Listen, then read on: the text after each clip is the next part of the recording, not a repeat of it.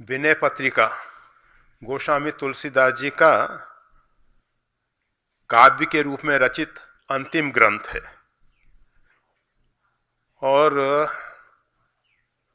कुछ ने तो यहाँ तक कहा है कि इसके कुछ पद बिल्कुल संवत 1680 गंग के तीर, मतलब गोस्वामी तुलसीदास जी ने श्रावण शुक्ला तृतीया तुलसी तजो शरीर संवत 1680 श्रावण कृष्ण तृतीया के दिन गोस्वामी तुलसीदास जी ने इस नश्वर शरीर का भूमंडल पे त्याग करके अपने नित्य स्वरूप से ठाकुर जी की सेवा में समर्पण किया।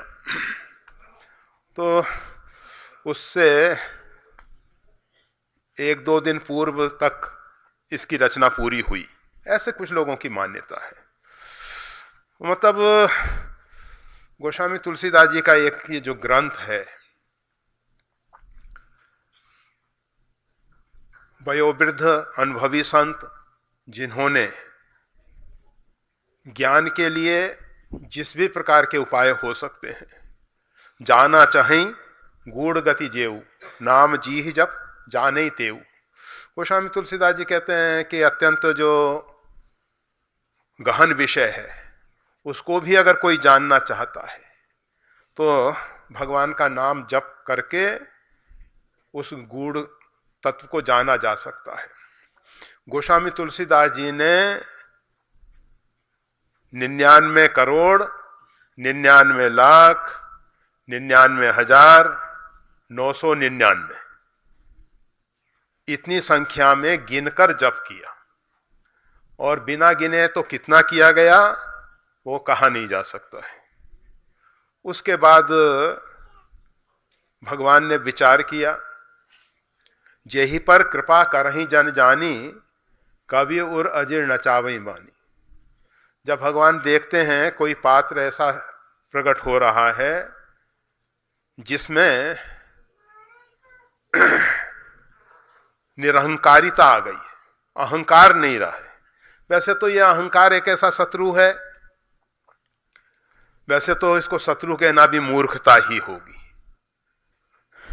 क्योंकि अहंकार जैसा कुछ है ही नहीं।